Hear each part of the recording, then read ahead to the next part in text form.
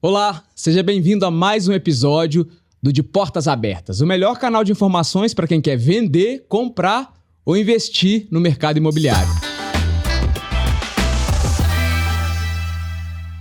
E hoje a gente vai conversar sobre como a IA pode afetar essa venda, essa compra de imóveis. E para isso a gente está aqui com a Camila Fraga, que é especialista em IA e gestão de produtos digitais. Camila é uma pessoa futurista, vanguardista, afinal de contas, já vive pensando no futuro, né, Camila? Sim, tá sim. sempre 2 passos à frente, já pensando em como o mundo vai ser, né? Sim, com certeza. Camila, antes de começar a te perguntar sobre como a IA pode interferir nesse processo de venda, de compra, né, de investimento no mercado imobiliário, eu queria entender um pouquinho de como que você chegou nesse lugar de estudar IA. E você dizer um pouquinho também da sua trajetória ao longo da vida. Imagino que nem sempre foi na IA, né? Não foi. Então, dá pra gente entender aí a sua jornada até aqui. Ótimo. Então, gente, prazer. Meu nome é Camila, tenho 34 anos, né? Então, já tem mais ou menos uns 15 anos que eu tô no mercado de trabalho. Uhum. Não iniciei, né, na IA, porque a IA tá nas nossas vidas aí tem mais ou menos uns 6 anos. Eu já tenho contato com a IA, não dentro do contexto ali da OpenAI ou da Vertex, das IAs que vieram, Sim. Mas porque eu já trabalhei com plataformas antes que já utilizavam inteligência artificial no modelo generativo para a gente conseguir melhorar as respostas. Então, antes do grande público começar a ouvir sobre inteligência artificial, já era uma coisa com a qual você trabalhava? Sim, né? Sim. Tá. Sim. E eu comecei como marqueteira, né, publicitária, e aí eu encontrei ali uma onda no mercado de produto, né, de como desenvolver produto, como criar um produto do zero. E aí eu passei por algumas experiências onde eu fiz participei de alguns desenvolvimentos de produto, que foi inclusive na área de construção. O primeiro projeto que eu trabalhei, né, como produto digital ali, foi o Parceiro da Construção. Sempre produto digital? Sempre produto digital. E o Parceiro da Construção, ele era uma plataforma educativa para profissionais da área da construção, para eles encontrarem ali pedreiros, arquitetos dentro dessa plataforma. Um hub mesmo, né? De fazer conexões. Isso, como se fosse um Tinder da área da construção civil. Tinder da construção civil. Isso, exatamente. E aí... E deu match? Sim, muito! E o que aconteceu? A gente vendeu, né? A empresa vendeu essa plataforma, que era com parceria com a ArcelorMittal. Legal. E aí vendemos da Saint-Gobain, e vendemos para a ArcelorMittal por 40 bi. Que legal. Isso, saiu no Valor Econômico, enfim, teve várias notícias ali. E aí, depois disso, ficamos ali a ver navios, né? As pessoas que estavam trabalhando naquele projeto que virou um produto. E aí, juntou nós 5, né? Eram os meus 5 ex-sócios. E aí, a gente montou uma startup que chama Jim. A startup ainda existe. É um copilot de inteligência artificial, onde a gente usa a linguagem preditiva e generativa para poder auxiliar ali os representantes da indústria farmacêutica na hora que eles estão na rua, para prevenir uma dor que é muito grande no mercado, que é a ruptura de estoque. Então, o representante recebe lá no aplicativo o que ele precisa de oferecer, né, para aquela farmácia, qual que é o mix de produto, antes que aconteça a ruptura. Entendeu? Então, eu entrei mais assim na inteligência artificial quando quando a gente criou esse produto com o AI que já estava bombando aqui no Brasil, Sim. A OpenAI e tal. Mas como que ele tem acesso ao que está faltando na farmácia? Isso. Ele tem acesso ao como se fosse o estoque da farmácia, é isso? Isso, ele tem acesso ao estoque da farmácia, e aí a gente usa o Machine Learning junto com o modelo preditivo, onde a gente processa, né, todos aqueles dados, e aí a gente prevê quando e qual produto que vai faltar. E aí... Já faz uma estimativa para que ele ofereça e não fique essa lacuna, gap, né? Sim, porque Entendi. É um prejuízo que as indústrias, em torno de 8 bilhões por ano, as indústrias alimentícia, farmacêutica, elas perdem por conta de ruptura no estoque. Porque o cliente vai na farmácia, tem o produto, não compra. né? Então, é mais ou menos isso. Quando eu comecei com a IA, já foi um pouquinho antes de estourar aqui no Brasil. Eu já estava mergulhada nessa onda. Sim. Você falou um pouco sobre essa coisa da indústria farmacêutica. Aqui no Glemo, a gente tem a indústria da construção civil, a indústria imobiliária, né? Sim. E aí, hoje a gente tem tudo na palma da mão, né? A gente pega o celular e faz tudo. E muitas vezes eu sinto que é como se as construtoras ainda vendessem ou trabalhassem um imóvel como ela fazia lá nos anos 2000, né? E aí eu queria entender o que você acha que tem de erro nessa jornada, por que isso ainda está assim e o que as construtoras podem fazer para, de fato, modernizar isso e deixar a vida desse cliente que quer comprar ou vender um imóvel mais fácil mesmo. Sim.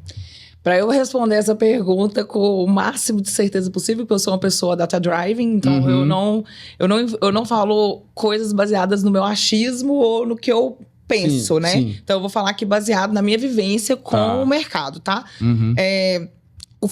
Para mim tem um foco muito excessivo em anúncio e não em jornada, né? Eu vejo que as imobiliárias, eu até comentei antes aqui com as meninas, que eu trabalhei com a Automark também, que foi uma plataforma que eu fiz para o setor imobiliário.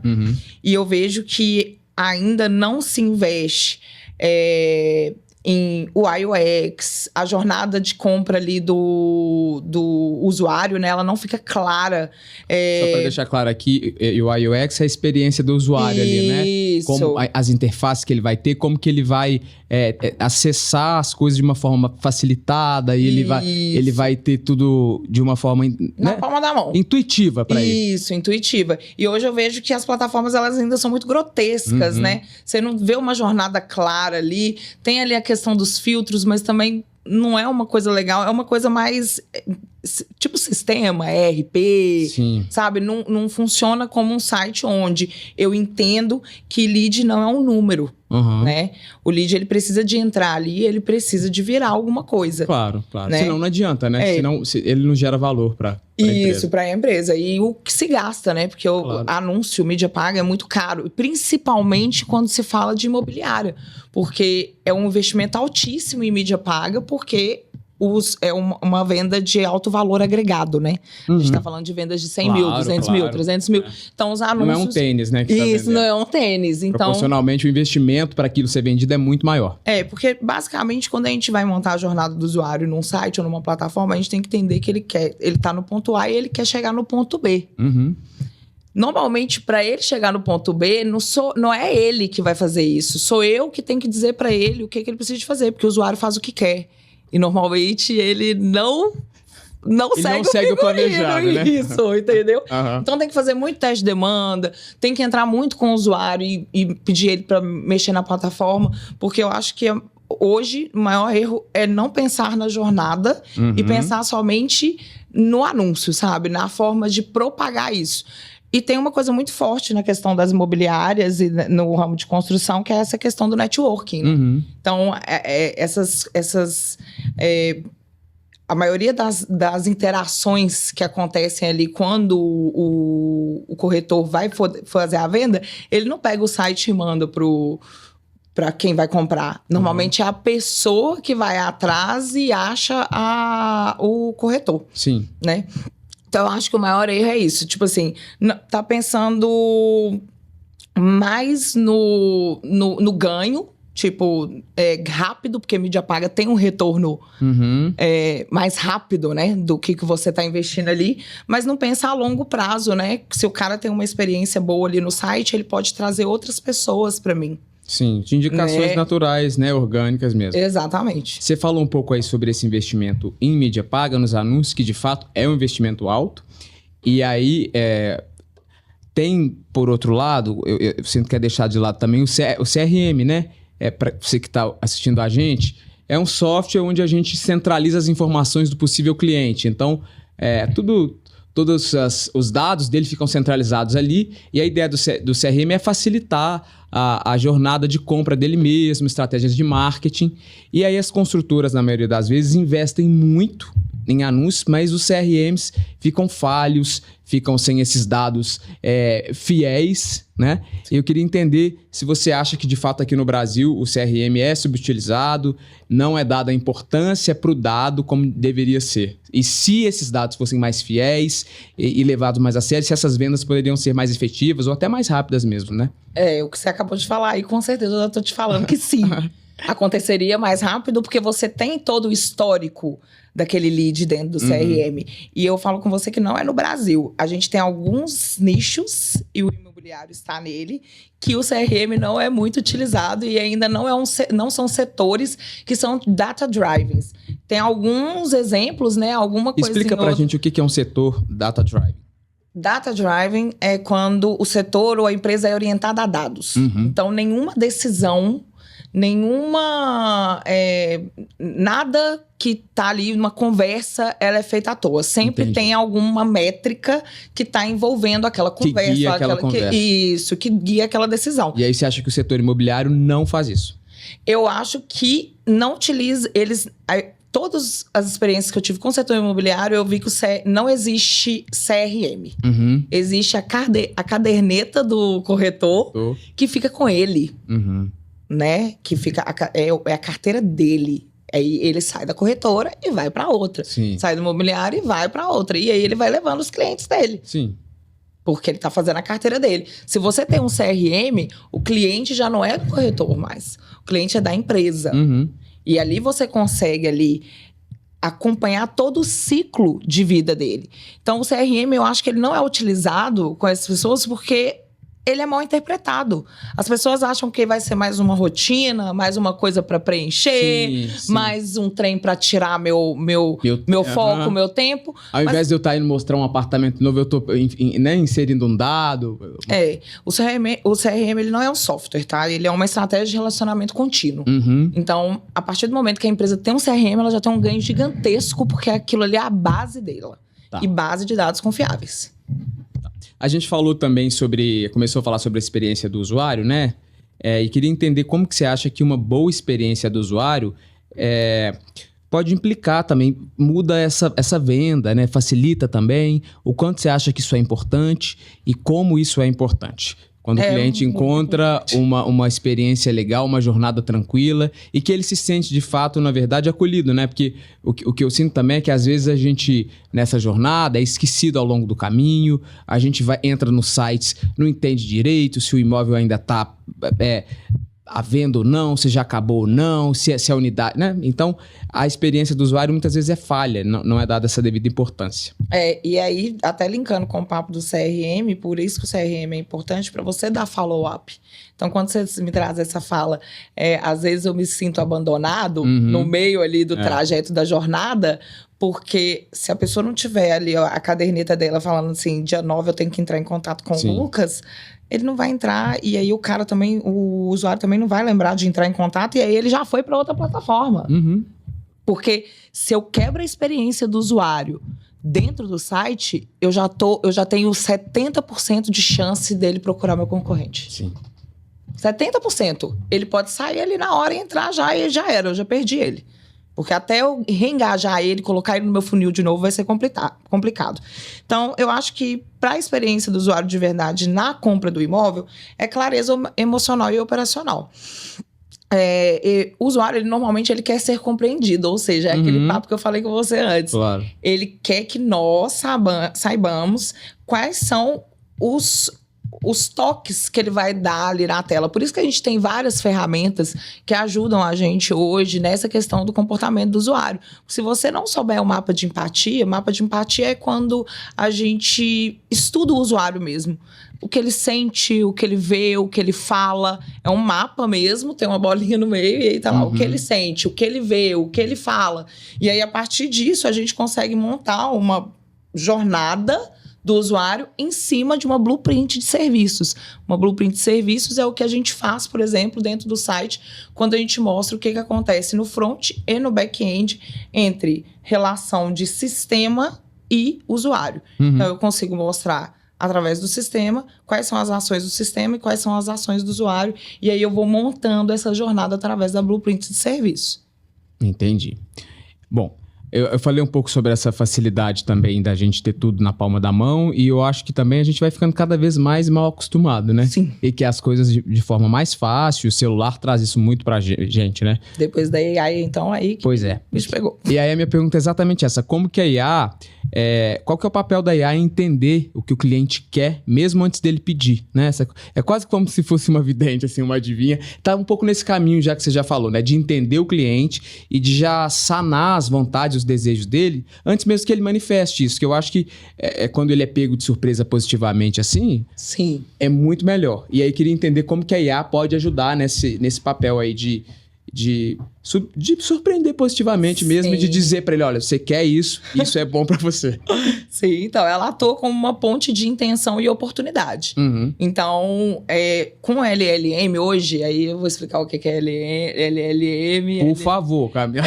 Linguagem Language Models, quando são grandes modelos de linguagem que vão sendo trabalhados ali na AI, e aí a gente tem alguns modelos, dentro desses modelos tem a LangChain, tem as redes neurais, são vários comportamentos que a gente vai tendo dentro desses grandes treinamentos, dessas LLMs de linguagem, e aí a gente vai aplicando outros tipos de estratégia, que é, por exemplo, o Machine Learning, que a gente consegue, por exemplo, atuar com a linguagem preditiva, né? Que é de prever as coisas que vão acontecer. Sim. Tá? Então, com as LLMs, a gente consegue criar, por exemplo, assistentes imobiliários que entendem preferência, históricos e até o tom emocional do comprador.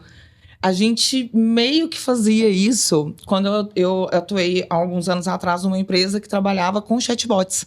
E aí a inteligência artificial não estava aqui, mas a gente já utilizava a IA generativa, porque a plataforma do nosso parceiro já tinha, porque não era um parceiro daqui do Brasil, era um parceiro de fora. Então, através da IA ali, a gente entendia qual que era o comportamento daquela galera que estava conversando com a gente no chatbot. Sim. E aí, através disso, a gente mapeava várias dores, a gente conseguiu melhorar muito a plataforma conversacional de acordo com o que aquele usuário queria, né? Então, hoje eu acho que para o corretor tem diversas maneiras da gente para trabalhar isso, mas hoje com os agents, por exemplo, que a gente tem, a própria OpenAI, ela traz essa inteligência para a gente ali, quando você usa ali a função de agent, você consegue fazer alguns trabalhos que antes eram impossíveis. O agent, por exemplo, ele consegue fazer esse mapeamento de comportamento e trazer ali quais são as principais dores e como que você pode trabalhar com aquilo, com plano de ação, execução. Às vezes ele até executa. Então, eu acho que vai até puxar talvez uma outra conversa, que será que vai precisar de ter vendedor ainda no mercado imobiliário? Porque eu acho que a gente vai estar chegando daqui uns 5 anos, no máximo, num período onde o vendedor vai ser um closer. Ele não vai ser um vendedor. Closer, quando a gente usa esse termo na área de vendas, por exemplo, a gente dá esse nome para quem vai fechar a venda de fato. Então, ele só vai entrar para poder falar no assim, final. Isso, para falar assim, então o valor pra apertar a mão do cliente. Isso, e assinar o contrato, e é isso. Porque, no final das contas, o agent ou algum treinamento de linguagem vai chegar com isso muito mastigado pro corretor, e ele vai precisar só de fazer como é que a gente pode falar? A manutenção desse relacionamento. Sim.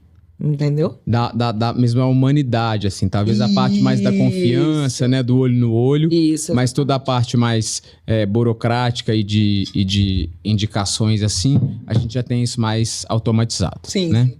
Exato. Bom, tem uma pergunta aqui também, voltando a falar do CRM, que é até onde isso vai? Porque, o CRM, você falou sobre predizer esse momento da venda, né? Então, como que o CRM, predizendo isso, você acha que isso vai até onde? Até onde que a gente vai chegar num match perfeito entre o imóvel e o comprador? Como que você acha que o CRM pode ajudar nisso? Porque o que eu sinto também é que, às vezes, quando a tecnologia não é levada em consideração, é que às vezes um possível comprador chega e o corretor oferece para ele uma coisa que não está nem um pouco ali nas expectativas dele, né? Ou a mais, ou abaixo. Às vezes ele quer um imóvel para investimento, mas mais barato mesmo. Às vezes quer uma coisa de mais alto luxo e o corretor leva ele num imóvel que não atende a expectativa. Então, como que o CRM pode ajudar isso e aumentar essa satisfação do cliente cada vez mais, visitar ou conhecer imóveis que faça jus ao desejo dele mesmo? Sim, eu acho que você perguntou até onde vai, né? Eu acho que pode ir até o ponto dele gerar recomendações emocionais.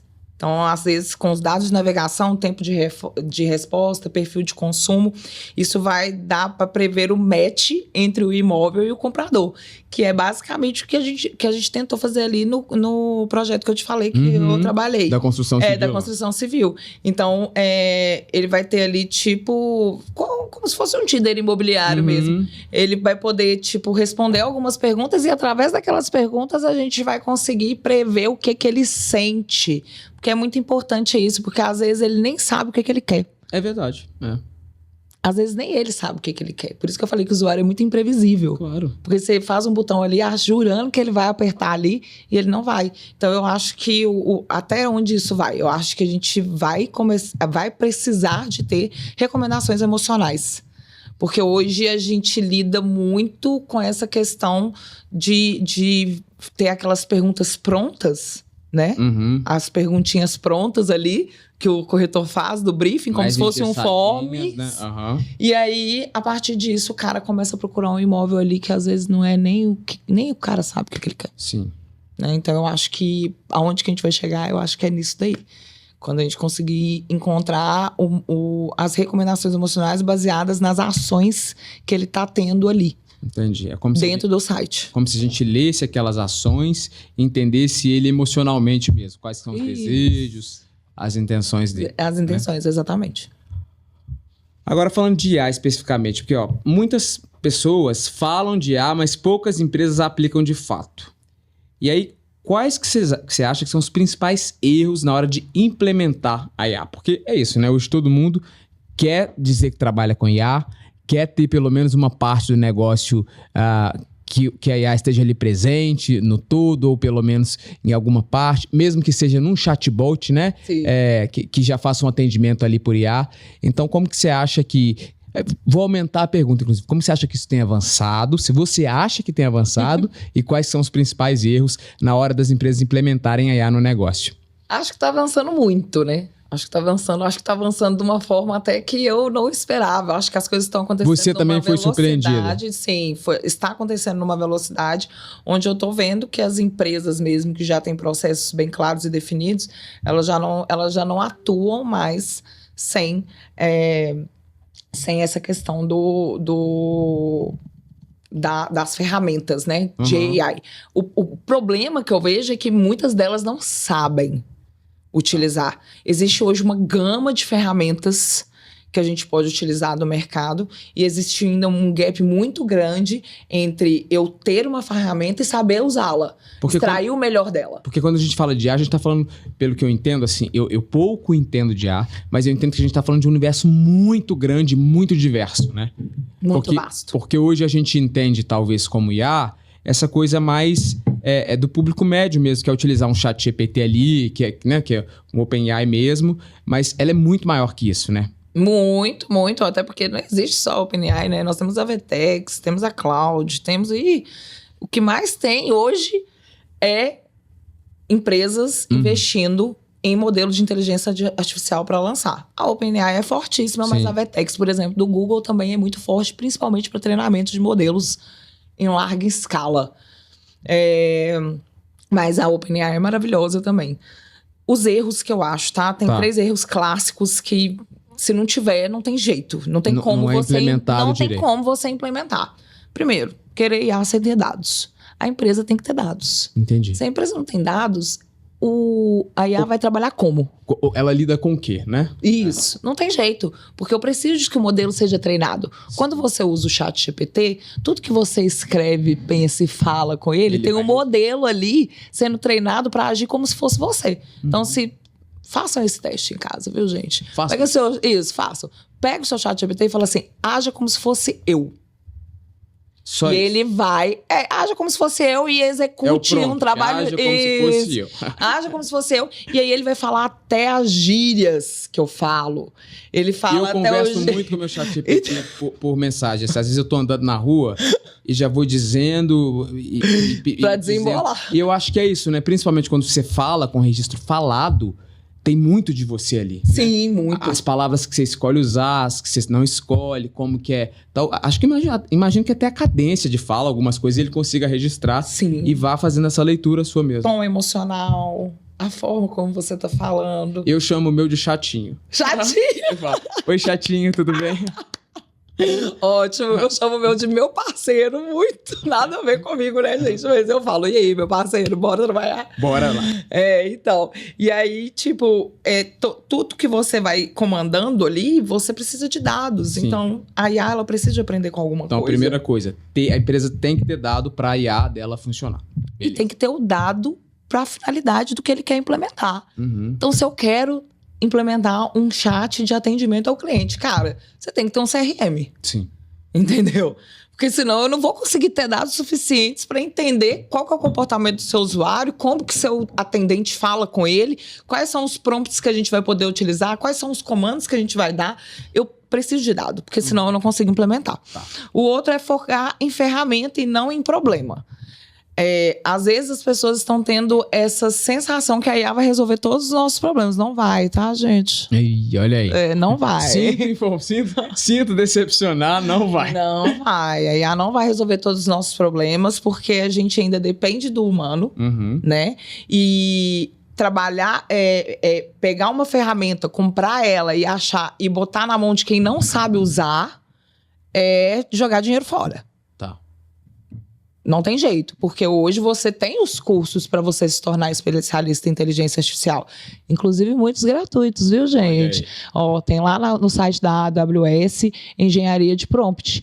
Todo profissional que trabalha na área digital ou qualquer área que envolva AI tem que ser engenheiro de prompt. Eu sou engenheiro de prompt. Qualquer um tem que ser engenheiro de prompt se for trabalhar com isso. E a AWS fornece vários cursos gratuitos, a Google oferece vários cursos gratuitos e a própria plataforma da OpenAI tem o Playground, onde você pode estourar sua cabeça de conhecimento para você poder aprender a utilizar. Ainda dentro de ferramenta, existem várias coisas hoje que você consegue fazer com várias ferramentas de automação que você consegue implementar em um dia. Só que você tem que saber usar. Entendi. Se não souber usar, você não vai extrair o melhor. Você vai até conseguir extrair, mas você não vai extrair o melhor. Outra, né? Toda a capacidade dela. O output, que é a saída, não vai sair da forma que poderia sair, entendeu? A gente pode fazer esse teste ao vivo. Achar que a AI ainda é um plug and play. Né? Então, antes de implementar qualquer modelo, é preciso saber o que a gente quer prever, né? Então, eu acho que esses 3 erros, assim, são os mais clássicos e que, se a empresa não tiver, ela não vai conseguir implementar. E o melhor, investir, isso é muito importante para os empresários, investir em cursos para a galera, investir o uso da IA dentro da empresa, obviamente tomando conta ali do compliance, do LGPD, mas investir nisso para os funcionários, porque a IA ela não veio para roubar o emprego de ninguém, viu, gente? A IA veio para ajudar a gente. Facilitar, né? Facilitar. Coisas que eu durava uma semana para eu fazer, hoje eu faço em 3 horas, 2 horas, 1 hora. Você entrou num papo aí legal sobre a LGPD, e aí a próxima pergunta que eu tenho aqui, inclusive, é sobre isso mesmo, sobre a ética, né?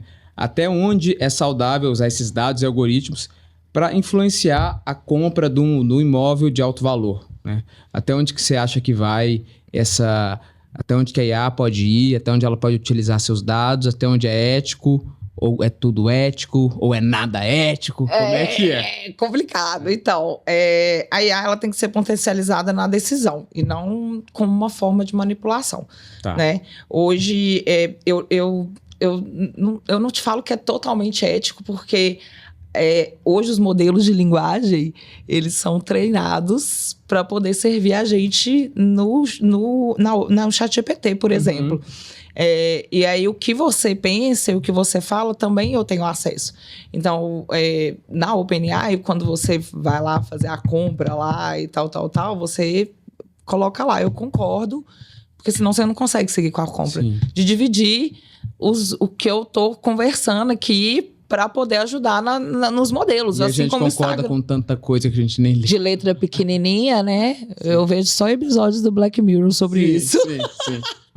Então... Sai marcando os boxezinhos. Isso, são as letras pequenininhas, mas o limite eu acho que tá na transparência, sabe? Tá. Eu acho que se a empresa ela já tem esse background de transparência, de não utilizar dados sensíveis, porque eu não vou utilizar a minha IA para suprir uma lista de CPF, né? Não faz nem sentido isso. Então, se a empresa já tem esse background, eu não vejo, eu não vejo um problema ela implementar e fomentar o uso da IA, mas tem que ser uma coisa ali acompanhada, né? Acompanhada pelo jurídico, acompanhada pelo compliance. Eu atuei agora no mercado de iGame, estou atuando no mercado de iGame, então é um mercado onde está em ascensão e é um mercado que a gente precisa muito de compliance, porque eu estou mexendo com aposta, eu estou mexendo com dados de jogador. Apostas são as bets? Isso, exatamente. Eu estou numa bet hoje. E aí... eu tô no mercado de bets, né? E aí, mas no mercado regulamentado, né? Vamos deixar claro aqui. Que fique claro. Que fique claro. Eu estou atuando numa bet regulamentada. Assim, é um mundo que, na minha percepção, toma muito cuidado com essa questão da LGPD, com essa questão do compliance, porque realmente tem um problema aí sobre essa ética aí no uso dos dados e tudo. E tem também a opção da empresa, já que ela não quer, viu, empresários, me contratem, já que ela não quer, não vou deixar os meus funcionários usarem o ChatGPT. Eu conheço empresas que não deixam. Ah, é? Não deixam de jeito nenhum. Então, se não quer usar, fornece a ferramenta interna. Entendeu? Monte o seu próprio ChatGPT dentro de casa, in-house. Sim. Entendeu? Porque aí eu vou poder deixar meu funcionário usar uma ferramenta de IA, mas ela é minha, o uso dos dados é meu. Eu que estou comandando essa LLM aqui. Entendi. Que tá rodando. Mas as empresas não deixam, inclusive, para não fornecerem os dados? É isso? É isso. Se eu vou fazer uma planilha, por exemplo, que eu preciso fazer um dashboard de quantos usuários entraram lá na minha plataforma para poder comprar um imóvel. Se você eu vou ter que subir os dados dele e ele vai me dar o dashboard, mas eu subi todos os dados do pessoal lá do meu CRM, que tem nome, CPF, data de nascimento, dados sensíveis. Sim. Então, se você não quer que seu funcionário utilize, monte a sua própria ferramenta dentro de casa. Que é possível. E é isso que eu ia te perguntar. Hoje já tem empresas específicas na construção dessas IAs específicas. Sim. Se eu tenho uma empresa, eu posso contratar uma empresa para falar, olha, eu quero uma IA desse jeito, eu preciso disso. E aí, inclusive, conseguir manter esses dados em sigilo e só no meu sistema. Sim.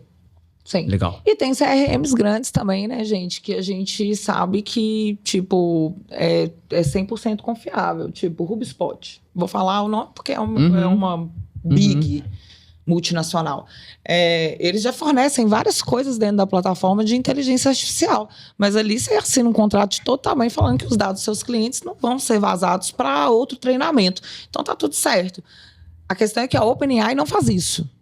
Ela deixa claro que ela usa os dados para poder treinar os modelos. Sim. Então... As empresas ficam com medo, proíbem. Proíbem de usar, aí a funcionária até acaba usando, de escondido ali. Então, se você não quer ter esse problema, monta em house. Porque não precisa nem de ser pode ser um chat, pode ser, sei lá, um negócio que você preenche e manda para numa automação, por exemplo, ele preenche ali o que ele quer, o que ele está precisando, quais são os outcomes dele, e depois no output, que é a saída, vai estar lá o diagnóstico do que ele precisa, o dashboard, ou o que ele estava tentando fazer ali naquela tarefa. A questão é que não dá para você trabalhar mais sem inteligência artificial. Sim. Porque eu estou minando, se eu não estou fazendo isso, eu estou minando a minha eficiência operacional. Eu estou acabando com a minha eficiência operacional. Porque se eu for pegar o valor da minha hora hoje e multiplicar ela pela quantidade de horas que eu fazia um planejamento, por exemplo, para poder fazer o planejamento de um lançamento de um produto, por exemplo, eu gastaria uma semana e meia. Hoje eu gasto 3 horas, 4. Outro dia eu fiz um dashboard com 5 horas, um dashboard completo, com número de usuários, quais eram os picos de horário, quantos jogos foram jogados. Isso tudo eu fiz em 5 horas. E fiz também um outro também de capacidade de roadmap. Roadmap é um planejamento que a gente faz de funcionalidades para o produto. E fiz esse planejamento de capacidade versus roadmaps, ou seja, quanto que eu completaria meu roadmap, que está até o final do ano, se eu tivesse mais 1 ou 2 desenvolvedores com o perfil do Lucas, por exemplo. O Lucas é o meu melhor vendedor, então se eu tiver mais 2 Lucas, eu vou conseguir completar meu roadmap em outubro. Legal. Entendeu? Sim. Então, eu consegui fazer isso em 5 horas. Mas se fosse em outra época, eu teria demorado uma semana. Cálculos e mais cálculos. Ou 15 dias, e regra fórmula. de 3 e inversamente proporcional. Isso, eu ia ficar doida. Porque hoje em dia eu não tenho nem capacidade mais, gente.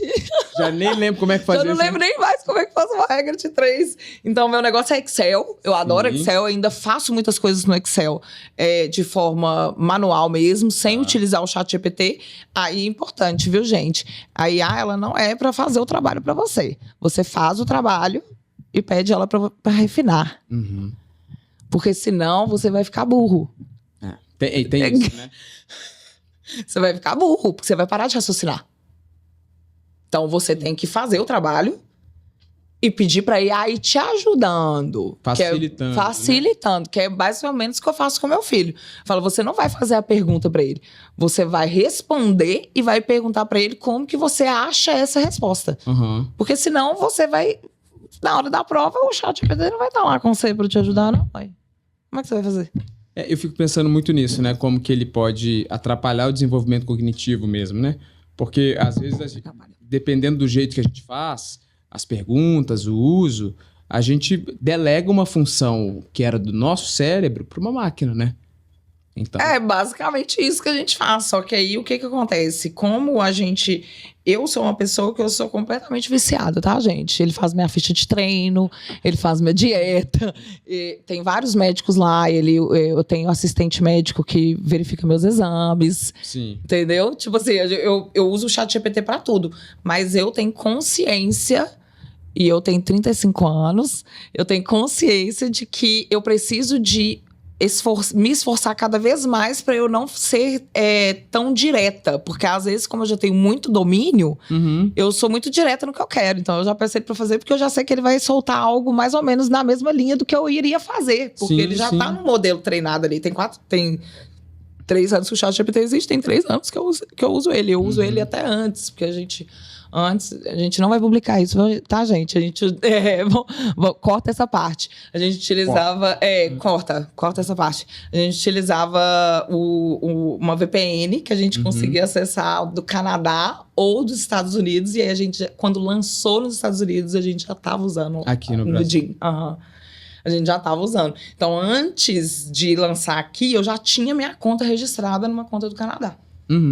Para eu poder começar a utilizar. Inclusive se inteirar e tal, né? Isso, para quando chegasse aqui, não fosse aquele susto. Porque todo mundo assustou, mas eu já tava on fire. Sim. Você falou um pouco sobre esse mercado que você tá agora, né? Sim. De iGaming, que é um mercado super competitivo. E aí eu queria entender como que você acha que o mercado imobiliário pode aprender com esse segmento, sobretudo em experiência digital e também na retenção dos usuários. O mercado de iGaming é um mercado que é a primeira vez que eu estou atuando nele. É uma honra, inclusive, porque faltava só esse check na minha lista de nichos que eu já trabalhei na minha vida. Então, esses mercados, eles vivem de retenção e experiência, né? Então, eles sabem que o usuário não volta porque o banner tá bonito. Então, a base é sempre a mesma. Entender o comportamento e reagir em tempo real. Basicamente, lá onde eu estava... e para onde eu vou agora eu também não sei como que vai ser, mas a gente não utilizava IA para prever comportamento do jogador, por exemplo. Tá. Mas eu sei, por exemplo, que tem uma casa que funciona não aqui no Brasil, lá fora, que é a DraftKings, eu acho, e ela utiliza, né? Ela utiliza IA para poder prever o comportamento, ela utiliza o IA para prever o churn, ou seja, quanto que o usuário pretende largar a plataforma. Inclusive a duração dele na plataforma? Sim, o LTV. A gente vai falar um pouco de métricas depois, mas o Lifetime Value, né? Que é ali qual é o período que aquele usuário vai permanecer na minha plataforma até o momento da compra dele. Né? Então, o setor imobiliário, só dando um exemplo, pode aplicar a mesma lógica, né? Usa dados preditivos para entender o momento de compra e cria jornadas a parte mais naturais e menos empurradas, né? Porque as jornadas ali do setor imobiliário elas são basicamente muito parecidas, né? Não muda muito de um site para o outro. É sempre uma barrinha de procura. Você joga lá qual bairro que você quer. Quantos quartos. Quantos quartos. Clica lá no não quero casa, quero apartamento ou imóvel comercial. E é sempre a mesma coisa. É uma jornada mais empurrada, né? Não é uma jornada com uma experiência viva. Que de fato tá dando importância ao que o usuário quer, né? E essas especificidades do desejo, da vontade dele. Sim, eu acho que quando a gente começar a trazer umas experiências mais imersivas com vídeos também, sabe? Porque hoje a gente consegue fazer vídeo muito perfeito com a IA, né? Se você pegar a planta do apartamento, jogar na IA, colocar um belo prompt, ele vai fazer o corretor uma visita andando dentro do apartamento com você. Camila, isso é possível? Agora eu tô te falando que eu não sei, mas possivelmente pode ser que seja possível fazer isso sim. Porque eu não pesquisei a ponto de te falar isso neste momento. Mas eu caguei uma ideia aqui agora. Mas isso pode ser feito, porque já tem as experiências em 3D. E cada vez mais real, né? E cada vez mais real. Então, eu acho que nesse sentido, quando a gente conseguir, né? Quando o setor imobiliário conseguir começar a usar os dados nessa questão mais preditiva, a gente vai conseguir dar uma experiência melhor. Um site mais vivo, né? Sair um pouco do padrão. Ousar um pouco mais. Ousar um pouco mais, exatamente. Mais cor, mais vida, mais... Eu fico pensando que essa talvez seja a grande diferença de uma forma inteligente e burra de usar IA, né? Porque a gente pode caminhar para um lugar de completa padronização e de tudo ser igual e repetitivo, ou a gente pode usar ela para diferenciar. E eu espero que a gente consiga fazer isso, né? Exatamente o que você falou, assim, para conseguir ler o desejo do usuário, para conseguir ler a característica, a especificidade e não fazer mais do mesmo, né? Do mesmo. Propor uma coisa diferente que, de fato, atenda aquele cliente, usuário. Eu espero de verdade que a gente consiga usar a IA dessa forma mais inteligente, né? Eu acho que a gente está nesse caminho, né? Eu acho que quem pegou-se uma época boa de pessoas mais maduras para poder utilizar a IA. Eu fico mais preocupada com a geração que está vindo. Sim.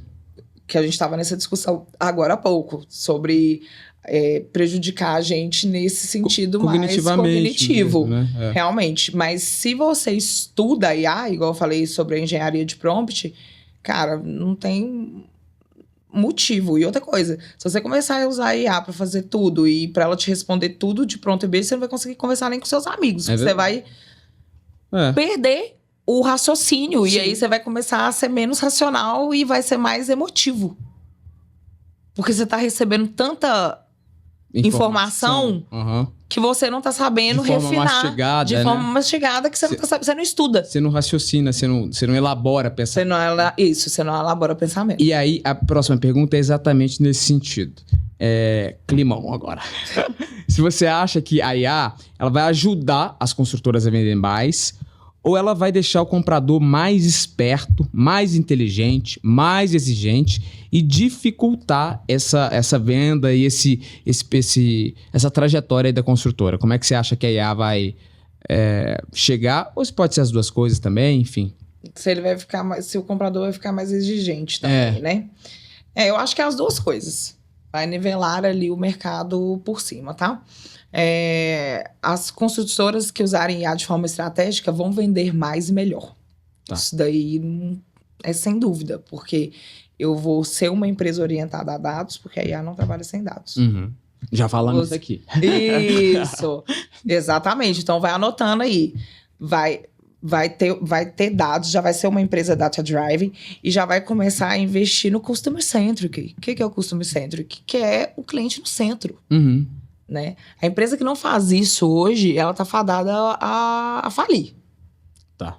Porque quem paga a empresa é o cliente. Se a empresa não tem o cliente no centro, ela não vai vencer.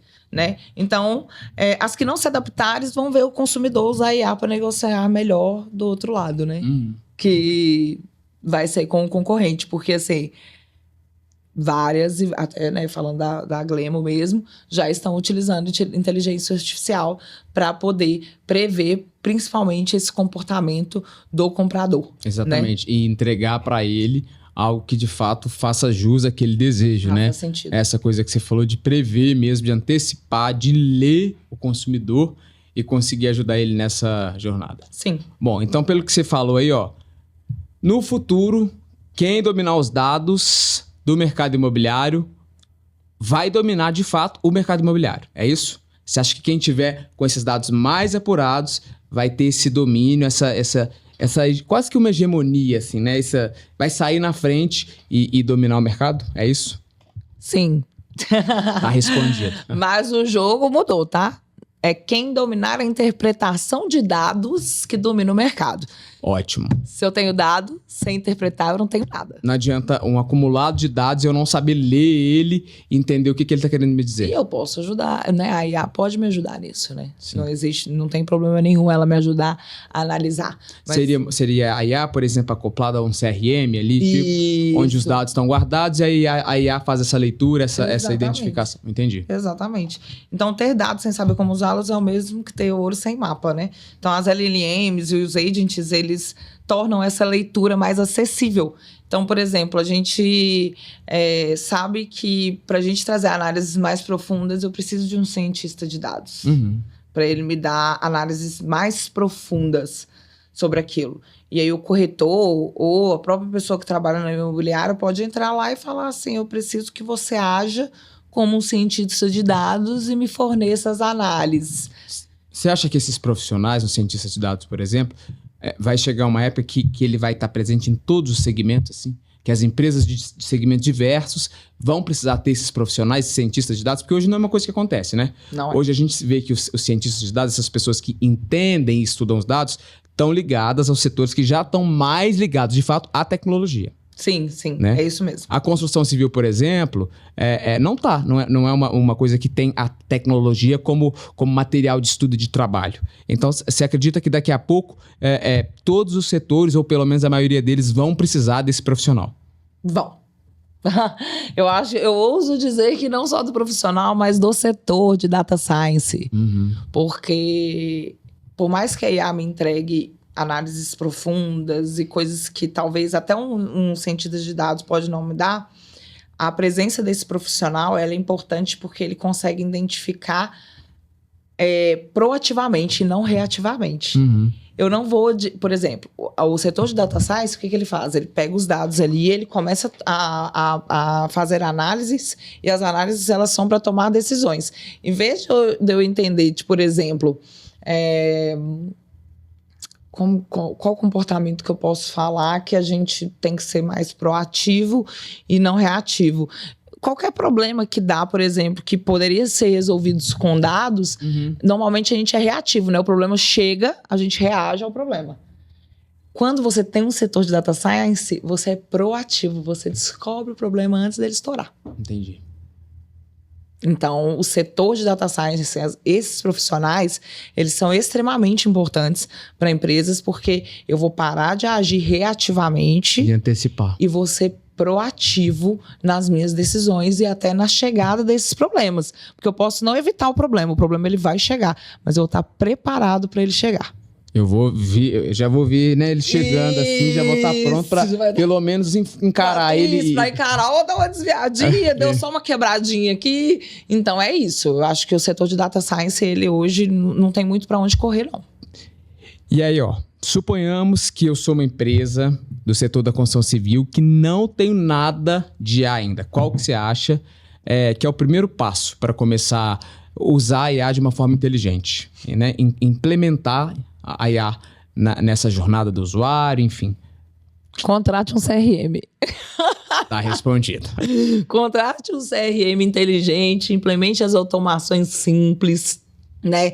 Tem várias ferramentas no code para você poder ir trabalhando ali dentro dessa ferramenta. Às vezes a própria ferramenta pode te dar já movimentações de AI dentro dela para que você possa aproveitar melhor os seus dados ali. Mas assim, estrutura o básico, cara. A IA não precisa de começar grande. Ela precisa de começar com um propósito, que normalmente eu chamo de problema. Se você está tendo muito problema, a solução possivelmente vai ser encontrar o CRM onde você começa ali a estrutura, a base da sua empresa. Né? Principalmente se tratando em mercado imobiliário, e tem todos os mercados, eles precisam de CRM. Uhum. Até para você que é autônomo, viu, amigo? Você tem que ter um CRM, nem que seja uma tabela no Notion. Notion é uma ferramenta que eu utilizo muito para organizar a minha vida. Sim. Então, eu tenho ali as páginas dos meus clientes, eu tenho ali os meus cursos, todas as gravações das minhas reuniões. Tudo começa com dado. E o ChatGPT, ele me ajuda justamente por isso, porque eu registro tudo e ele consegue... As saídas são cada vez melhores porque eu consigo registrar e levar com ele para precisão, com acionáveis no prompt, que ele entende o que é preciso de ser feito e ele sai com o melhor resultado possível. Né? Hoje, graças a Deus, eu refino pouquíssimo as minhas respostas. Quando ele vem com alguma resposta, normalmente é uma resposta só. Uhum. Já é mais assertiva, Já né? é mais assertiva, sim. E aí, eu queria entender quais dados, de fato, assim... Quais indicadores você acredita que mostram que uma empresa, pegando aí de novo, da construção, está evoluindo digitalmente? Quando você olha para uma empresa, qual que é um sinal que você fala, aquela ali está caminhando digitalmente, está indo para um lugar certo, está se modernizando?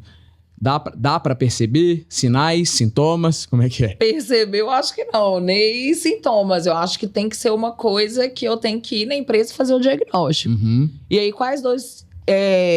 Inclusive, eu tenho uma empresa, viu, gente? Depois eu vou falar Olha dela. Aí. Vamos Vai fazer estar o nos merchan. créditos. Isso. Para quem tá assistindo, tem desconto. Então, os dois principais indicadores que eu olharia é o LTV, que é o Lifetime Value, Uhum. né? Então, eu ia ter que ter isso de prontidão, tipo, quanto tempo o seu cliente permanece na plataforma, Tá. né?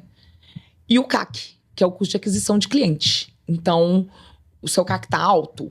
Seu CAC tá alto, aí a gente tem que olhar várias outras perspectivas para entender se está dentro do valor perante ao seu modelo de negócio ou não. Ou você tá fora, né?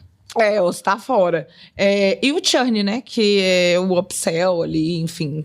O churn é o... No caso do mercado imobiliário, tem menos isso, né? Porque o cara faz a compra e depois ele não vai voltar mais porque ele fez a compra e ele já pagou, então tá ali. Mas ele tem que voltar para indicar. Sim. Ele tem que voltar, talvez, para comprar um segundo imóvel. Senão ele compra em outra imobiliária. Ou para a próxima geração, né? Porque tem muito isso também. Quando a gente está falando de uma compra de imóvel, né? Às vezes a família tem um corretor ali que acompanha o avô, né? Todo mundo é família. Pelo menos o pai e um filho, né? 2 gerações. Sim. Que é referência na hora de buscar um imóvel, de vender um imóvel. Sim, né? e aí isso daí é importante, né? Analisar o churn para ver quantos clientes têm saído da nossa base. E falando em SaaS, né? Quando a gente fala de SaaS, quando o nosso modelo de negócio é um SaaS, o churn, ele é um indicador fortíssimo. Porque é a partir dele que eu vou entender como que a experiência do meu usuário tá. Se tem muita gente saindo da minha página, eu tô tendo um churn alto, é porque tem alguma coisa errada. Uhum. A pessoa não está encontrando o que ela precisava encontrar ali, né? Isso, exatamente. E aí a gente faz outros trabalhos para poder tentar investigar e aí trabalhar assertivamente no que o usuário e o que o negócio precisa também.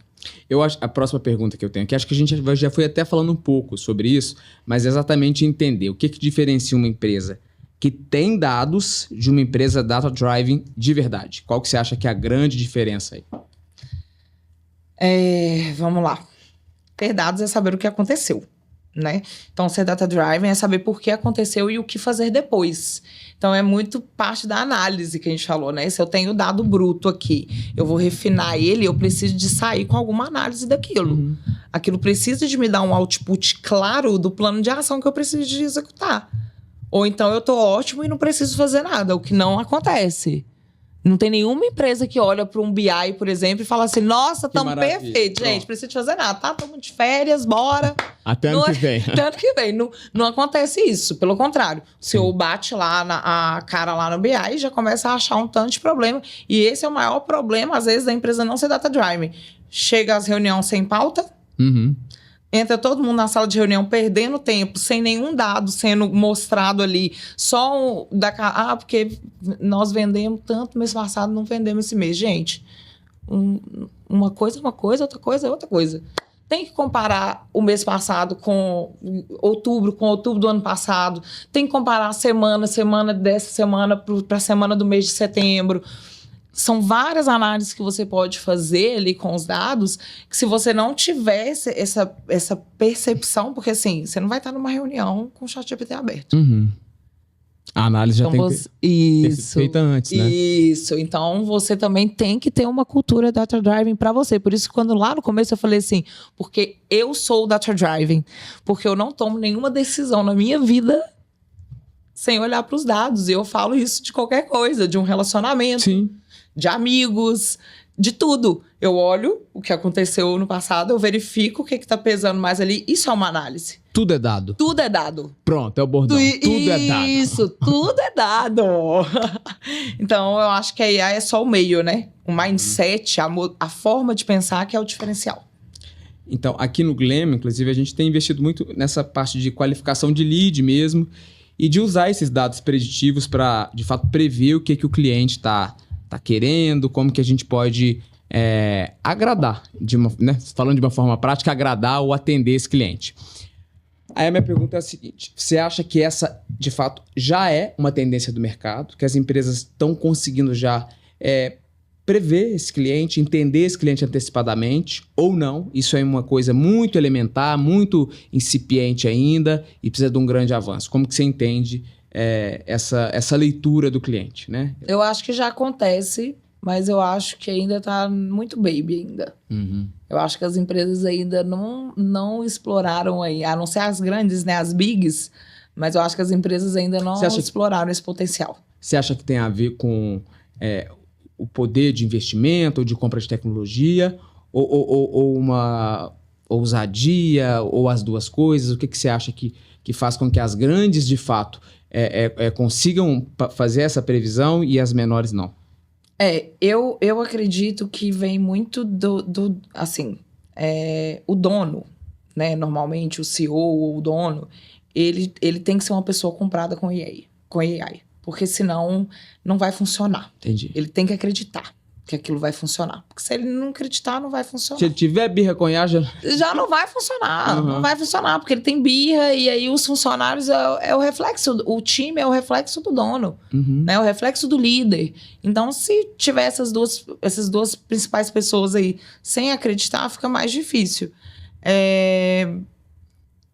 O que você tinha perguntado? Porque você disse que as grandes empresas, elas de fato entendem mais e Sim. fazem essa previsão. É o Eu te mindset, perguntei né? se tem a ver com também essa coisa do poder de capital, de investimento mesmo, de comprar esses softwares, ou se você acha que é mais uma coisa de ousadia, de querer se inovar mesmo, sair à frente, ou as duas Eu coisas? acho que são as duas coisas.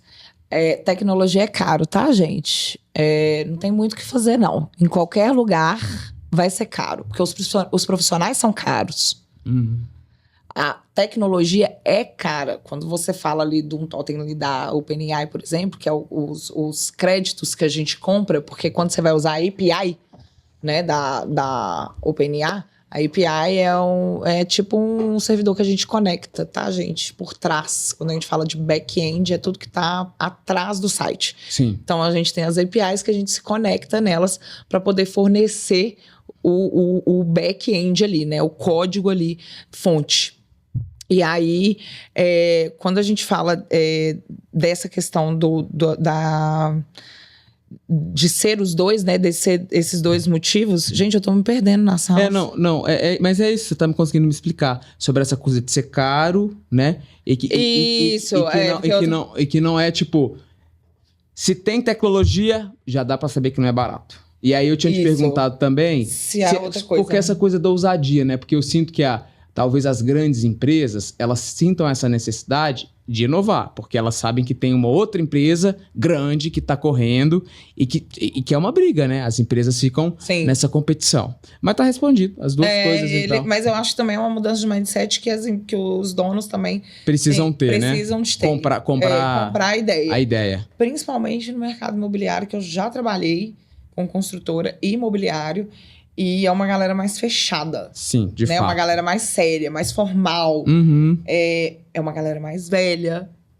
Tem uma galera mais velha, né? Que trabalha como corretor há muitos anos. E a galera mais velha, infelizmente, tem preconceito com IA, gente.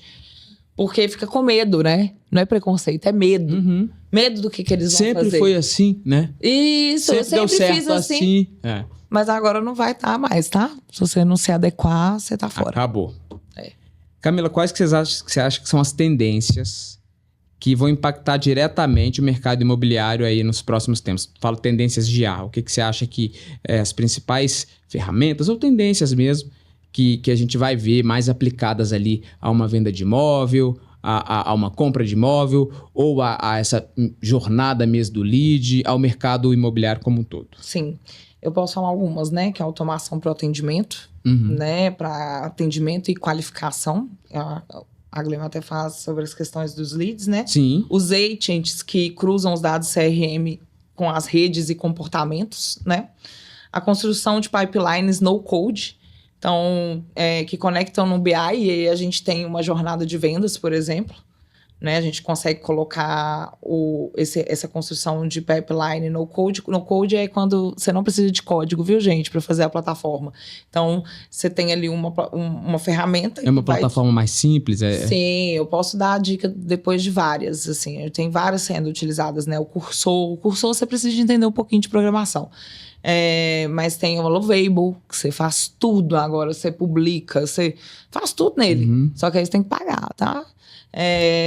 Tem uma porrada de ferramenta hoje que consegue dar pra gente o que a gente quer em coisa de um dia, né?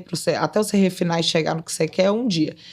Simuladores inteligentes de crédito com precificação dinâmica, né? Porque o mercado imobiliário ele oscila, né? Claro. Bastante por conta de precificação e tal. Taxa de juros, né? Tudo. Isso, exatamente. E os tours virtuais, né? Narrados por AI, que eu até comentei. Você falou aqui dos vídeos. Isso, com base no perfil emocional do consumidor. E você acredita que o setor está preparado para lidar com essa automação e com essa predição do comportamento? Eu acho que não totalmente, mas eu acho que está sendo despertado, né? E eu acho também que tem uma questão que não é um desafio técnico, é mental mesmo, igual eu te falei, é uma mudança de mindset. Porque o mercado imobiliário é um mercado que fatura muito. Sim. Então, ele não é por falta de dinheiro, né? Isso, não é por falta de grana. Uhum. Então, eu acho que as empresas que ainda não veem IA como custo e não como motor de receita, vai ficar para trás. Porque, para mim, a IA é isso, é motor de receita. Eu tenho eficiência operacional, eu tenho eficiência de resultado, eu tenho eficiência da empresa como um todo. Porque eu ainda consigo fazer conexões dentro da empresa que me auxiliam não somente nas tomadas de decisões para o consumidor, mas para as tomadas de decisões dentro da empresa. Para as tomadas de decisões internas. Sim. De mudança de setor, de promoção, quanto que o departamento pessoal e o RH hoje utiliza essas ferramentas para poder tomar decisões. De fato, porque muitas vezes a gente pensa só nessa relação empresa-cliente e esquece de olhar a parte interna, né? Que como uma empresa que está com uma engrenagem mais azeitada ali, de fato isso chega no cliente. Né? Sim. E ele vai vender mais, a receita vai ser maior. Então, legal pensar nisso, né? Sim. A inteligência artificial como uma ferramenta interna mesmo. Isso. Aí você disse sobre essa coisa de modernizar. Aí eu quero te perguntar como você acha que vai ser uma venda de imóvel em 2030. Como que você imagina que vai ser esse processo? Se a gente olhar lá para 2030, como é que você acha que uma pessoa vai comprar, vai vender um imóvel? Igual, muito diferente? Acho que daqui 2030, nós estamos em 2025, daqui 5 anos, vai ser um assistente de AI treinado com dados da construtora que vai entender o momento de vida, né, daquele usuário, como ele pensa, como ele vê, como ele sente, e aí vai sugerir imóveis com base nos planos futuros dele. Você até falou isso, né? E aí essa figura do corretor entra já mais ali no final, como um validador ou como... Eu até coloquei aqui que eu escrevi sobre isso. O corretor humano será o ponto de validação. O closer, não o início da conversa. Uhum. Então, toda essa parte que a gente chama, por exemplo, em vendas, que é o SDR, né? Que é o cara que começa a fazer a venda antes do vendedor de fato. Sim. Esse papel, ele pode existir para poder fazer curadoria, por exemplo, desse chatbot. É por isso que você, amigo, que é SDR, começa a se especializar em inteligência artificial, porque a IA vai trabalhar, mas eu ainda vou precisar de um humano. Para entender. Quem vai fazer a curadoria desse chatbot? Quem vai fazer a curadoria da minha plataforma? Uhum. São esses caras. Eles não vão estar atuando diretamente com o cliente, mas eles vão atuar com a inteligência artificial para que ela desenvolva melhor com o usuário final. Sim. Bom, aqui a gente fala sobre mercado de luxo, mas também sobre mercado Minha Casa Minha Vida, SBPE. E aí eu queria entender como que você acha que a IA pode, de fato, democratizar esse acesso ao imóvel, se você acha que pode diminuir esse abismo mesmo, né? Das pequenas e das grandes construtoras. Como é que você acha isso? Depende de quem usar, né? Uhum. Eu acho que ferramentas low-code e LLMs, elas abrem portas para pequenas construtoras competirem de igual para igual, se souberem usá-las. Principalmente com a quantidade de ferramentas que temos hoje para diversas coisas. O problema realmente é no uso. Sim. Igual eu falei anteriormente, né? A maioria das pessoas não sabem extrair o melhor da AI. A gente não sabe usar nem o iPhone da gente. Eu tiro foto, ligo o WhatsApp no Instagram. Mas é isso, né? Mas De fato, as ferramentas são muito mais poderosas do que a gente consegue utilizar ela. É bem isso. E isso é com a IA mesmo. Se você não tiver um profissional ali treinado, que saiba ler, que saiba identificar... Você falou do iPhone, é até engraçado, porque eu também sou uma pessoa péssima com essas coisas. E outro dia eu encontrei um amigo meu no evento, e ele falou assim, não, menina, você tem um iPhone 16 aqui, deixa eu configurar a câmera pra você. Aí ele configurou a câmera pra mim, que o celular tá tirando foto melhor do que câmera profissional. Só que tem uma configuração, que tem que fazer. Eu nunca tinha feito, nunca tinha feito. Abriu a caixa e usa, Isso, né? Não, eu abri a caixa e uso. E eu sei que o iPhone, por exemplo, os produtos da Apple, né, que eu sou fã, eles têm diversas coisas que se podem fazer, né? Essa questão deles terem as questões dos aparelhos, né? Então, se você tem um Mac, um tablet, o iPad e o iPhone, né? Você consegue transmitir os conteúdos, fica tudo salvo no mesmo local. Isso eu acho muito top. E aí, para finalizar, é para saber do tempo. Ainda dá tempo? Como é que é? Quem não se adaptar agora vai ficar para trás? Ou ainda dá tempo? Dá tempo de correr atrás desse prejuízo?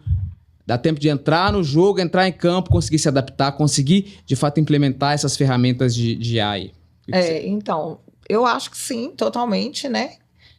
Mas eu acho que mas quem deixar para amanhã, né? Quanto mais você prolongar isso, mais para trás vai competir com quem já automatizou tudo. Porque tá muito volátil, né? As coisas estão acontecendo numa forma que tá muito rápido. Hoje mesmo, a OpenAI tá lançando o Sora 2, né? Que é o modelo deles de edição de vídeo. Eu tô até com medo. Porque promete mundos e fundos. Uhum. E é isso que acontece. Todos os dias, tem várias newsletters, tá, gente? É isso que me ajuda a me manter atualizada. A gente não consegue dormir um dia em paz mais. Isso, na manhã seguinte já tem uma surpresa. Já tem uma AI nova, é isso. Então o jogo mudou. E agora quem entende dados e inteligência artificial constrói tudo. Ou seja, corre. Camila, senão o tempo vai acabar. Eu queria entender se você acha que a gente tocou em todos os pontos sensíveis, seja na IA, na inteligência artificial, de uma forma geral, ou também aplicada ao mercado imobiliário. Se tem mais alguma coisa que você quer dizer, contribuir, trazer aqui pra gente? Eu vou falar um pouquinho da minha empresa. Hora do jabá. Hora do jabá. Então, hoje eu tenho a Klimb, né, Strategy. Ela é uma empresa, é uma startup, né, porque sou pequenininha. Hoje somos 3 pessoas, né, no time. Então, o meu trabalho, Klimb, é escalada, né? é como escalar o seu negócio com IA. Uhum. Então, eu tenho meu site, eu vou disponibilizar para vocês, mas é muito interessante porque eu sou profissional que entro lá na sua empresa e faço o diagnóstico e consigo entregar em 3 meses, né, um plano de ação para ser executado junto com o time, com a empresa, para a gente conseguir escalar alguma parte deficiente da empresa que está faltando, que a gente pode automatizar com IA ou com qualquer... Ou, às vezes, até com mudança de processo, viu, gente? Quando a gente fala de startup, o meu público é bem esse, é bem startupteiros, porque a startup, ela tem níveis, ela tem estágios, né? Então, ela tem o early stage, aí ela vai para o momento de tração e depois tem o break-even, que é quando a gente atinge o ponto de equilíbrio, que aí recebi o investimento. Uhum. Associou, recebi o investimento e agora o que eu faço? E muitos deles não sabem o que fazer. Então, eu sou essa pessoa que dou o caminho das pedras também. Porque eu tenho todo um background aí de startups há quase 10 anos. Sim, né? você entende o modelo, né? Isso, o modelo de negócio eu também já construí a minha, né? Eu não sou sócia mais lá, mas já construí e a gente atendeu clientes grandíssimos, atende ainda, né? Eurofarma, Sanofi, Libs, são clientes, Eurofarma Chile, nem é daqui do Brasil. Então, todo esse background ali eu vou conseguir dar pro time o melhor, tá? Eu sou hands-on. O que quer dizer hands-on? Eu não sou a consultora que vou chegar lá e vou falar... Você fazer isso, você fazer aquilo outro. Não, eu sou a pessoa que vou chegar, vou sentar e vou trabalhar também. Do lado. Do lado, né? Mostrando como que faz, mostrando como não faz, e etc. Então, eu acho que é bem legal vocês darem uma conferida, tá? E pode me seguir no LinkedIn também, Camila Produteira. Camila Produteira, é isso aí, ó. Quer melhorar algum processo na sua empresa, quer escalonar a sua empresa, chama a Klimb. Klimb Strategy. Chama a Klimb.